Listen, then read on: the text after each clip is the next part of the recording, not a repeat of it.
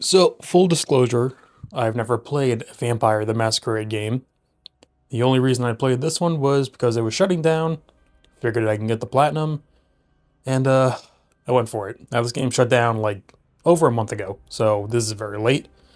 But I figured I might as well do it since I have the footage, I played it, I have the knowledge, and I really have to stop just making videos on games that are dying. It's happening too much. Just today, Destiny 2 announced it's even shutting down not servers, but new content. It's pretty much being sunset, but still playable. So as I said, I've never played Vampire game. I don't know the lore, the story, anything about this. What I do know is this game is kind of like a vampire gang war. There's different vampire factions that make up the different classes, each with their own abilities and uniquenesses. There's a whole lot of terminology on the Wikipedia for this game. The Convention of Prague, the Second Inquisition, the Entity. All you need to know it's really just vampire and vampire valence in the form of a battle royale. In terms of a battle royale game, it's not the best, but it's also not terrible. Really all that's supposed to matter in these kind of games is just the gameplay. The combat is fine, the gunplay feels good, traversal is okay, the powers are cool to use, and the design is okay too.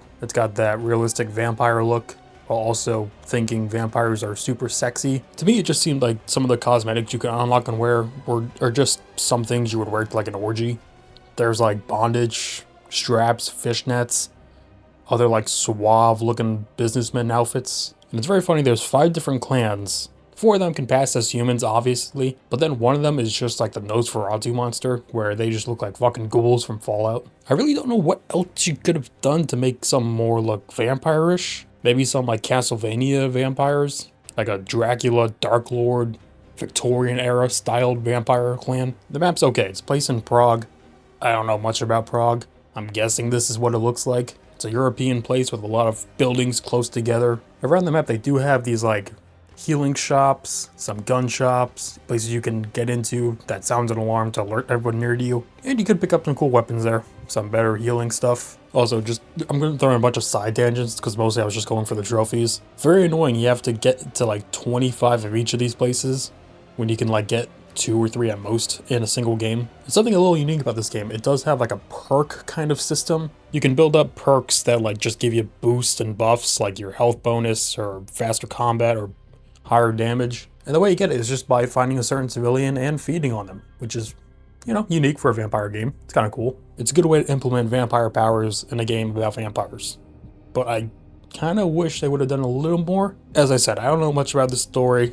I don't know if these guys can turn into bats, but how is there not a traversal power where you can change it to a bat and just fly away? They have one where it's like a control levitation, one where you can like astral project yourself, which I think is probably the worst one. Others are just like leaping and jumping, but how is it not one where you just like dash away in like bat form? That'd be so cool. Also, while I did play this game, it was easily in like the worst of it. Just dead lobbies, not a lot of players. I think the game was like 40, 45 players.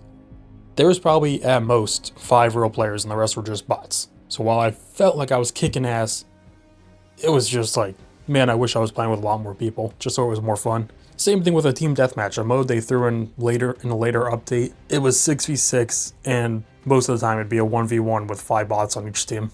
The people I was versing were kicking my ass. I don't know how many like active games they were going on at once with like their server count. I feel like they could have had like just, hey, wait a few minutes, well, get like 20 players in your match, you just have to wait like maybe 5 minutes to load in. That would have been cool to experience. They did do a good job making each class feel mostly different from each other. The Nosferatu monsters were kind of like a quick getaway kind of class with like traps. I don't remember the other class names, but there was one that was just like jumping around, strong punches, another one that was kind of like a tank class. Then the last one was kind of like a recon support class. The weapons are pretty basic. It's mostly just ARs, pistols, SMGs, snipers, what you mostly expect. They do add crossbows, which, a nice little touch. And there's also melee weapons like pipes, bats, swords. I kept trying to think what more fun themed vampire weapons could they implement, but I don't really know. Other than like crossbows or like wooden stakes, I don't know what else would be a fun weapon against vampires. Maybe like a garlic shooting potato gun, that would have been just fun to use. Or like a spray gun that just shot like garlic powder. I do guess it is just mostly vampires fighting vampires, so I don't know if they would want to hold those weapons. But in the game, there are NPC mobs that will fight you. I think they're vampire hunters. They could have had some cool stuff on them. Maybe like a wooden stake you can pick up if you kill them, use it on another vampire for like double damage. Also, I did think maybe they could have eventually added a class that would have been the human vampire class, where they weren't vampires but were the opposing force, I guess. But then I guess it wouldn't kind of work for the perk system because you can't feed on humans, or you can't probably get around as fast as the vampires. Who knows, maybe they could have had like some technical advances, like a boost pad, or maybe you save a civilian and then you get a perk bonus. Who knows? Or they could have been like in a special mode team deathmatch where it's vampires versus humans. That would be cool. And you know, free live service game, they have to have their money come from somewhere. They did some battle passes, some cosmetics. I think the cosmetics they did were actually really good. Just from like what I've seen from like screenshots and like what some people were wearing, it seems like they put a lot of effort into that at least. So that's pretty cool. Stuff from like mobster attire to like porn star wear. And they actually had a lot of cosmetics besides just outfits. They had like face paints, tattoos, eye color, hairstyles, emote spinners, blah, blah, blah, blah, blah. Pretty much anything you could think of. And I will give them props for lasting about 5 years. A lot more longer than most recent games these days. They seem to go pretty hard on their first year and then it kind of died out.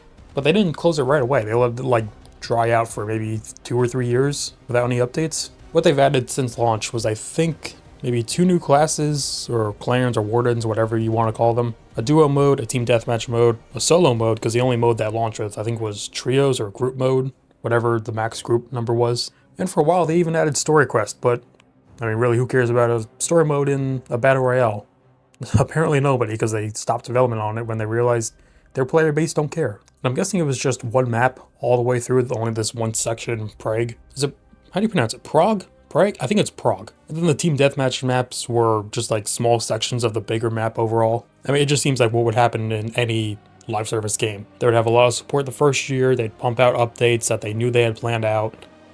The game base would eventually die down to low player count, updates would stop, game would last a little longer, and then they would go away. Seems just like the basic format of the games nowadays. And more on a personal note, there is a little bad taste in my mouth on this game. Obviously, I was going for all the trophies, the platinum. I got like most of the trophies done in like 6 hours, just because there was bots, I can easily farm it out. The only final one was to get to level 50. And if you've played this game, you know it is so hard to level up. The best method I found online was just loading into a match, leaving, getting a little bit of XP, and then starting a new match. I did like side-by-side comparisons. If you play through a whole match, get some decent kills, you barely get more XP than you would if you just leave right away, so what's the point? You can get that little bit every 4 minutes or just a little bit more like every maybe 10 minutes, so I spent like 30 hours doing that. I even got to level 100 of the battle pass before I got to level 50 of my game character. So overall, I thought this was an okay game. I don't know much about the story of Vampire the Masquerade, so I can't speak on it that much. I'll give the team props for making it last for so long, even though the player count like after launch dropped to like under 1,000 on Steam on average. On consoles, I couldn't imagine it was anywhere over like a few hundred. So I have nothing else really to say except let's rank the game. So maybe surprisingly to you, the game's going at number 5 in B tier. It was fun for a while I played it. It was riddled with bots, not a lot of content, but I had fun for what I played for those first 6 hours. Also, I'm a little bit interested to check out more of the games. I think there's like a dozen on Steam. Then I just looked it up, and most of them were just like visual novels. So it just dropped down a little bit more. My interest, not the number. It's still number 5. And I think that's gonna do it.